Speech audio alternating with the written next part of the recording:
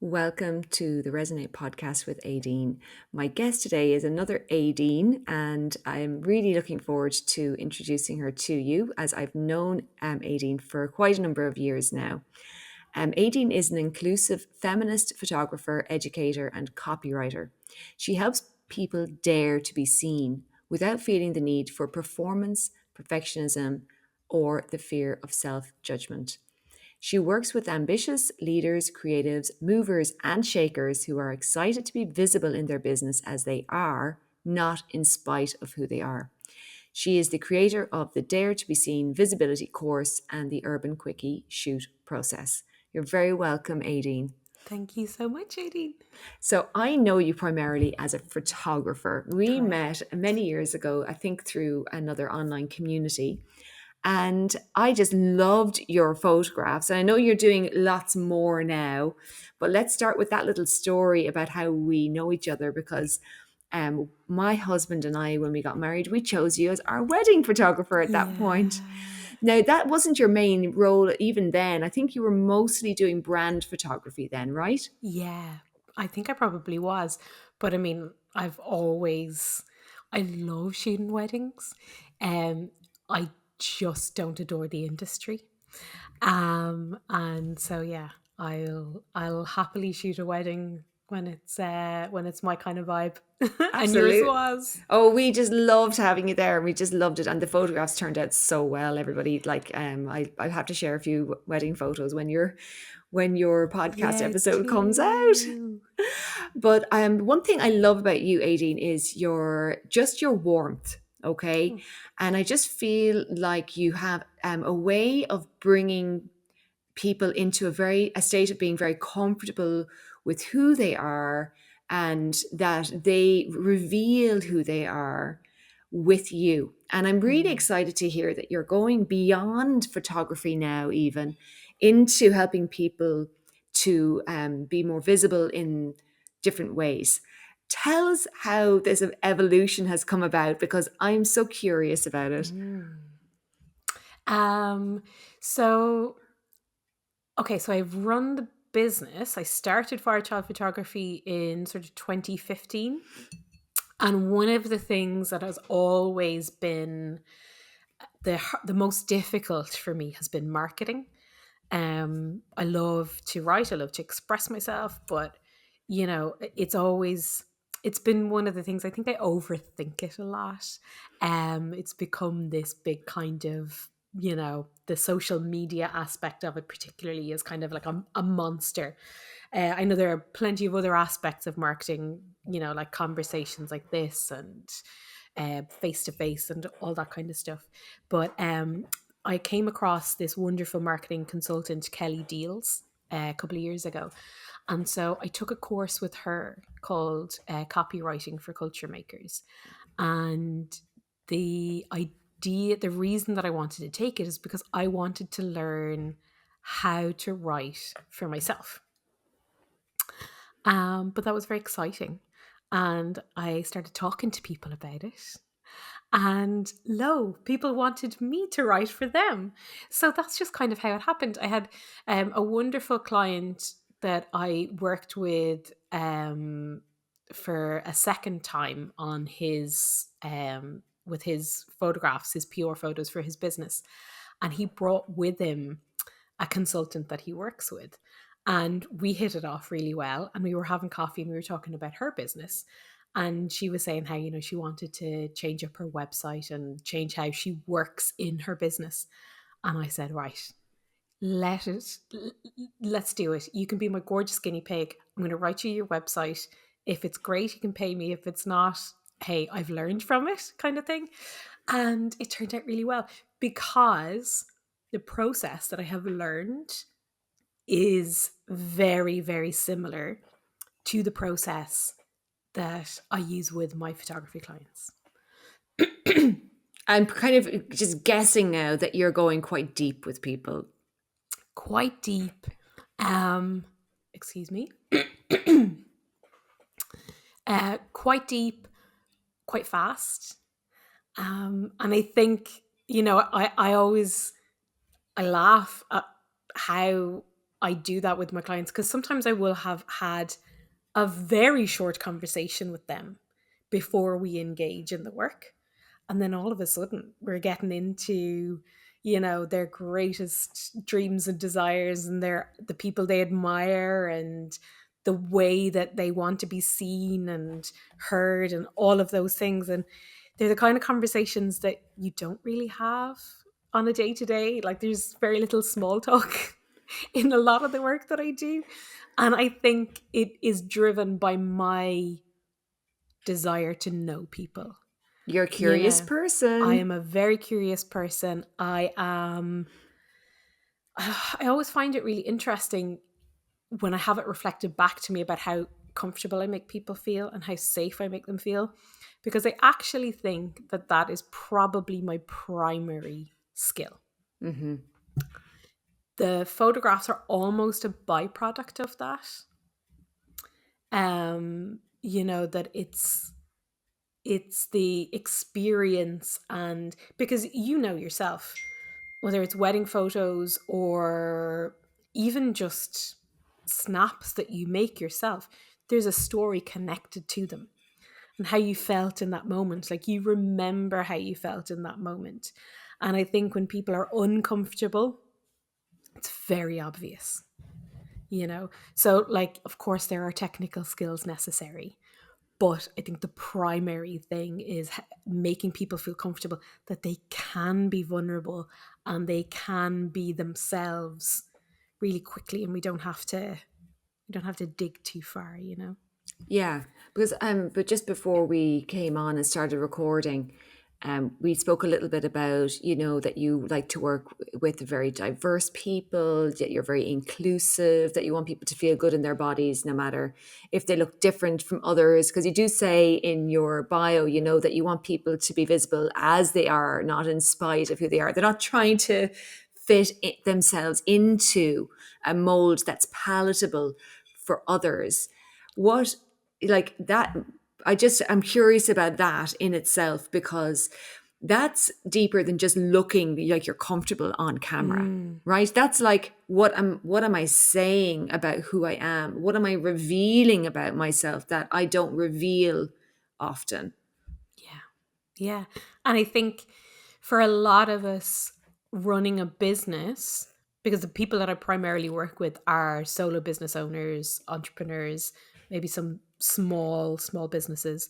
Um, and we get into running a business not because we want to be business owners, but because we want to work in a certain way, and we have ideas about how to do things differently, probably. And that does not necessarily mean that we're happy with everybody looking at us, if you know what I mean. Yeah. There's doing the work, and then there's the visibility around it, and the standing up to say that this is what I believe, and this is what I disagree with, and how I want things to be different, and how I want to change how things are done. um and yeah, it's a challenge for a lot of us, and myself included. It's something that I've come up against. Like I said, like, for me, the marketing thing has always been a little bit difficult. As a family member once said to me, somebody who'd never used the internet in his life, you have to put yourself out there.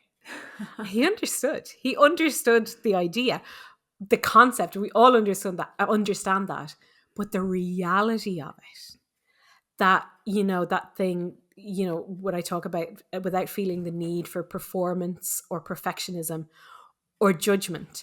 And it's the judgment from others, and it's the judgment from ourselves. And I think that's something that we all, like, we being a business owner is a practice. It's a constant reminding ourselves of why we're doing it, of what we're doing, and reminding ourselves that um that we're doing this for a reason, and just trying our best to remember that not everybody is judging us, and not everybody's thinking, "Ugh, like, who are they to be doing that?" And I think it's something, maybe it's particularly acute in the Irish psyche. I don't know, but I think it affects a lot of us, Oh, you know. completely. It really does. I've been working with my dad a little bit on some marketing for a festival here in Ireland called the Eugene O'Neill Festival. And there was a beautiful playwright, Sheila Forsey, and I wrote her a press release because I used to work in PR, and my dad's like, I need you. So when my dad says, do this, Aideen, I'm like, okay. And I wrote this thing, and she's like, you made it sound too good. And I said, but I didn't tell anything more than what you actually told me. Yeah. I just might have used the word, since maybe I said it was a world premiere, the play. She's like, oh, how can you say that? But it is a Yeah. world premiere. And so, I think Irish people do downplay things, and they are acutely aware of how others might perceive them in their success. Mm-hmm. Um, and I get it. Actually, I see the benefits to both. Like, I like when people are, that they really see that, look, not everybody's succeeding right now. And I'm mindful, right, about that I may be succeeding and someone else is struggling. And in America, it's like people get applauded for tooting their own horn. So my being there and living there has kind of given me a kind of a different perspective. And I think if you do have to be brave, and there's a huge amount of vulnerability. I think that's when you were speaking about how people might be feeling. Mm. Tell me a little bit more, though. I'm really curious how visuals can bring out like somebody's essence, because I think what you do is you see them for who they truly are. They become comfortable with you, but then somehow you are packaging it. Like, that's what you're doing with a photograph or with your copywriting. What kind of, like, what do you do? Like, what is going on in that fascinating brain of yours that helps the look of something say everything that that person needs to be said? I know, like, a picture does tell 1,000 words, Yeah. but not every photograph will show who you are, or what your passion is. Like you mentioned there, your purpose, and your values, even, you mentioned, and Mm. what it is you want to say, what it is you want to give to the world, really. Mm. Yeah, and I mean, it's impossible to capture all aspects of somebody in one image. Um, but I think it kind of boils down to being able to look at an image of yourself and feel, oh, that's actually me. And I think it's very much as simple as that. Simple. That comes from being comfortable during the process of making the photograph. It comes from like a kind of a sense of psychological safety, maybe, during the process of making the photos, but also during the process of seeing them for the first time. um in terms of like creating the visual, like I studied interior and furniture design in college. So in terms of being present in a space and the kind of the visual language of things, I suppose there's like an intuitiveness for me. So I remember years ago I did the deep dive with a client before her shoot, and we had no ideas of location. And like, as in, she didn't come with anything going, oh, I think I'd like to work here, or I have this space or whatever.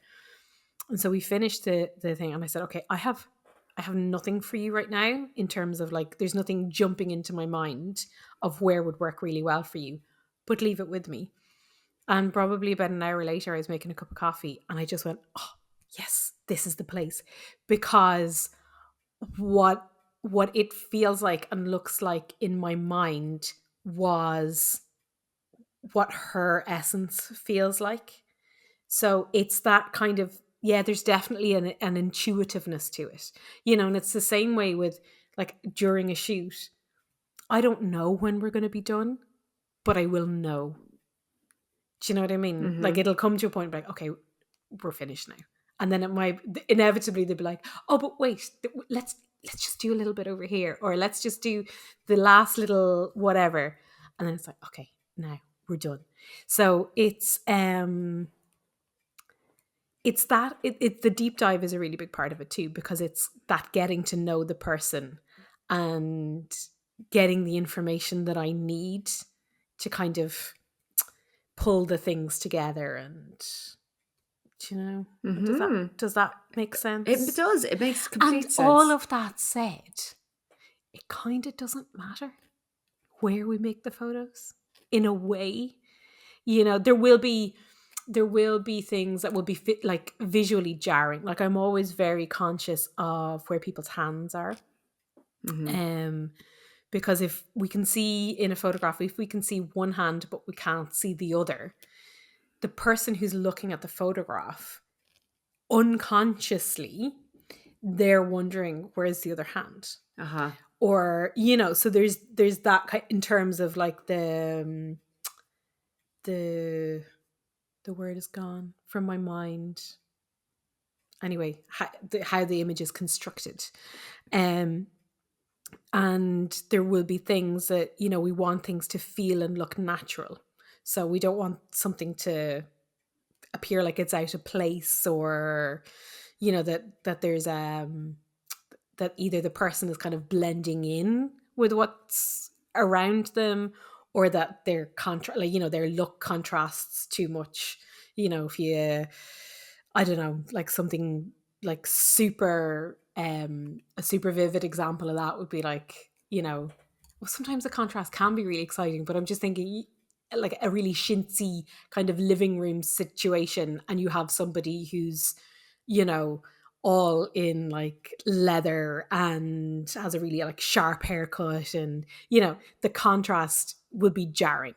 Yeah. So it's in order to convey somebody, you need the psychological safety, and then there is that kind of element of the location tells part of the story as well. Mm-hmm. And even poses and things like that, I presume. Yes. Yeah, like I love when we have somebody who's dressed like they're super feminine, and then I get them in a really masculine pose, or Right. like just kind of playing with things. Um yeah, and something that's always really important, I think, you know, particularly when you're being visual in order to be found, or in order for your business or your service to be found. It's not a fashion shoot.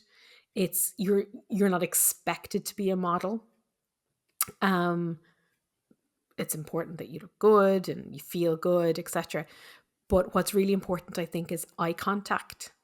Eye contact with the lens is not actually a lens; it's a window. Ah. And the only people who see the camera are me and the person who's being photographed. But when you're using those photographs in your business as a marketing and sales tool, nobody's thinking about the camera. They're just looking at you through this little window that you've created. So I think eye contact and making sure that your eyes are the kind of the closest part of your body to the camera. you know I've noticed over the years that people have this kind of um it happens almost by default, where we kind of lean away a little bit from the camera because maybe we don't really want to be seen. Sorry, I've just leaned away from the microphone there as well. um, which results then in maybe our head being slightly further away and our body being closer to the camera. Okay. And whatever is closer to the camera will look bigger, basically. And we've all grown up in a world where we're being taught that our bodies need to be as small as they can possibly be, and all of those things. And I am not here to tell anybody how to make themselves look smaller. That is not my mission in life. I am here to make sure that you feel comfortable about every part of you. But there are things that are important to do. And in terms of posing, making sure that you are greeting the camera and the person who's on the other side of it, who is your client or your potential client. I love that. Love that. I'm not sure if you've heard of Vanessa Van Edwards, but she's a body language expert. She's like the Brené Brown of body language, and she has some fascinating research done on, the use of your hands in, even on a Zoom call or even in photographs. And you're going to really love her. I'll send you, and I'll put the link to an amazing podcast with Vanessa into the show notes as well, because I just think, the way we communicate visually can either alienate people or it can make them feel our warmth or our competence. Those are the two words that she uses. It's about getting Mm. the the feeling of the smile, but also that you are trustworthy, credible, all of those things. But so anyway, that's just a side note. Tell us a little bit about your Dare to Be Seen visibility course from the Mm. perspective of your clients. Like, what is it that they get in there that makes it easier for them? So I wanted to change how I was working a couple of years ago. It was kind of 2021, 2022. Things were different. People were different. The energy was different. I think we'd all spent a lot of time being seen head and shoulders, but not the rest of us, and not being out in the world. And I found I was struggling, definitely. So I had my first son in the summer of 2020. We were not living here in our home. We'd moved out for renovations. We moved back in 2021. We had no mirrors in the house for a solid year, but we have a window by the front door.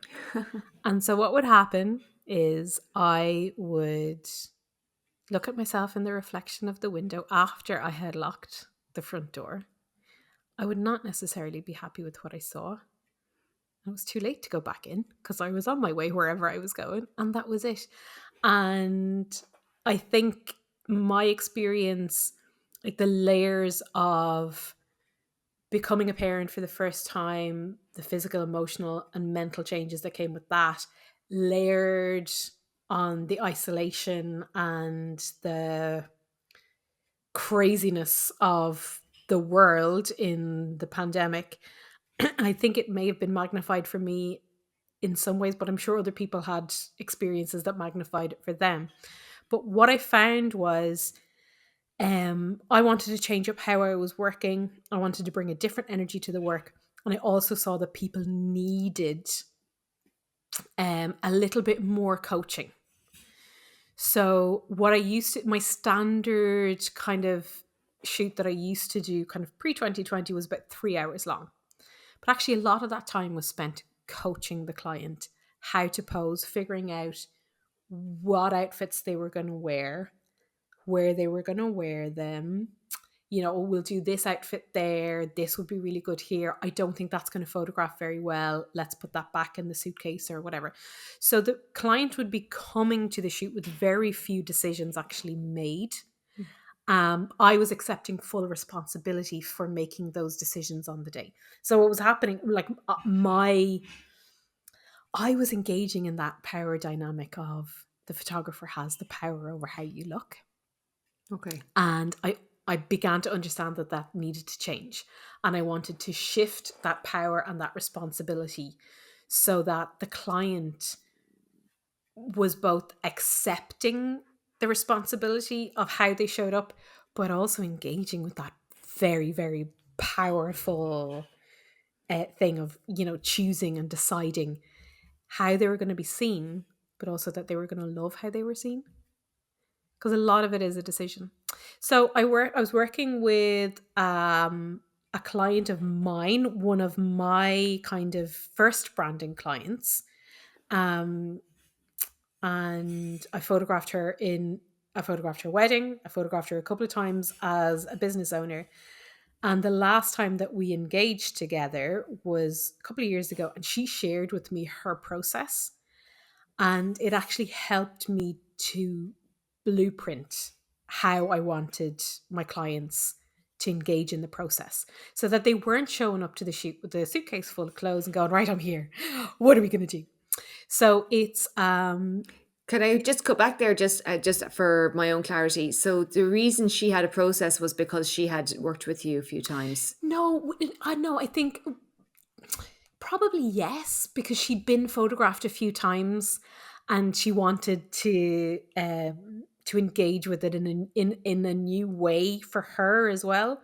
So she began to photograph herself. Like she began to get dressed for the day, and then photograph herself and go, "Oh, that doesn't look in the photograph the way I thought it was going to look." And okay, so I like how this makes me feel, but I don't like how it looks in a photograph. And Hmm. she began to kind of, I suppose, reorient how she was seeing herself. And so seeing her do that, having her share that with me, and the fact that we had worked together a couple of times, and she had learned from me about posing already. So we did, in that 1 hour, the shoot was, I think, was about 55 minutes from the first frame to the last. 7 different sets of images. There were wardrobe changes. She probably got back more images from that shoot than she would have from the previous 3-hour shoot that we'd done. Wow. Um, I always think it's really important when you are hiring a photographer not to ask how many photographs you're going to get, but how many sets you're going to get. Because I could sit and I could take 5,000 photographs of you in one day. Yeah. But if there are 5,000 photographs of exactly the same thing, then you've got one photo. But if you've got 7 different sets where you're changing your wardrobe, the background is different, the poses are different, your facial expressions are changing, then you've got your 5 sets or your 7 sets, and you've got maybe 4 or 5 images within each of those that you're going to use. Hmm. Do you know what I mean? I So you'll love have that it. one where you go, that's me. And then you'll have those other ones where you're like, that'll be great for my newsletter. That'll be social media. This will be great for PR. This will be great for this kind of PR, whether it's newspapers or digital media or whatever. Um, so yeah, I documented that process, and I also brought in my own process. So like I'd said to you previously about doing that deep dive with the client, I don't really do that anymore now because they do a lot of that work by themselves. So it's a self-paced course. We kind of work on the three foundations. My methodology, it's about preparation, and that's kind of like the logistics of it. So the posing, the deciding on your wardrobe, all those kind of things. Then there is the power. And so I have some lovely podcast interviews that are laid out that you can listen to. There is the taking selfies as a way to step into your power and see yourself. There are some other kind of self-coaching exercises, I suppose, where we think about how we want to be seen and why we want to be seen and those kind of things. And then there's also the purpose of the images, because I will tell you, there is nothing that breaks my heart more than knowing that my client has incredible photos of themselves and they're not using them. Hmm. They're sitting on a folder on the desktop. And I always get a thrill. My photo hosting platform sends me a notification when somebody downloads photos. And somebody downloaded photos the other day. And this is somebody who I photographed years ago, and nothing ever came of it. Because when I photograph people, they're on a threshold Hmm. of change. They may or may not choose to actually cross that threshold. And there was a long time where I carried that. And now I understand now that that's it. There's a wider thing. It's not all about me, it's not that. Would It's that not all about me and my work. Well, that brings me to what I wanted to ask you is like, why are you so passionate about that for people that they actually use those photographs? Why does that matter? um because their visibility matters and their work matters, and being seen, making that choice to be seen and then following through with it. Is there something beyond that, something deeper? I think what it does, I've seen it time and time and time again, where even the process of preparing for the shoot does something for people's confidence. The process of nailing the shoot does something for people's confidence. And that can be enough sometimes. People they sprinkle the photos in. Like I said, the photos are almost a byproduct in some ways. But I think there is also this thing of like continuing the momentum. You decided how you want to be seen. You made the financial investment. You made the energetic investment. Now let yourself be successful. Let your people find you.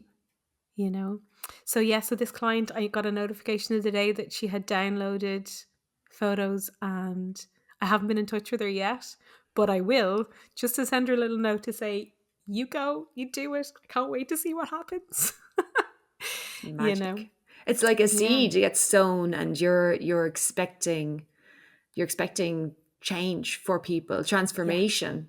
yeah, There's actually a transformative process there for them that can have a knock-on effect on others, then that they get inspired by that, or they get to receive the service from that person, or something in them that is valuable but maybe yeah, hidden.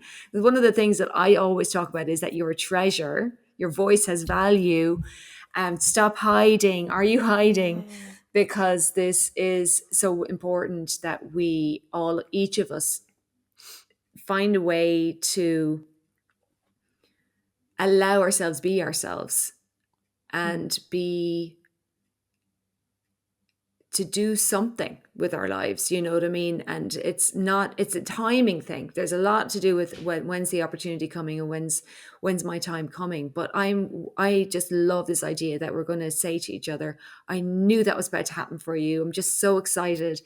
Something's changing, something's happening. There is like that feeling of momentum, of excitement, of, we're living for a reason. We're living to be here to do something. And I want people to be curious and passionate and inspired. And it feels like we're exactly on the same page there, that you're just itching. You're like a cheerleader, but you're like, yes, you get on the field and you're like, here, kick the ball this way. I don't know, but yeah. I am the cheerleader. I'm an INFP, I'm pretty sure. oh, that's your uh personality little test. Yeah. yeah, which is a cheerleader. Wow. There you go. Yeah. Nailed it. Yes, 100%. I love, and that's the thing. Like the fact that I get to play a part in someone else's success is just a thrill. Like I firmly believe that the success of small businesses is the success of all of us. Because when a small business owner is successful, that ripples out throughout their community. And it changes how their community, both locally and their business community, is. I think it's just, yeah, it's a thrill. Is there anything that you would like to reiterate, or anything that you have had on your mind that you'd like to say? So this in essence is like a window. This podcast is like a window.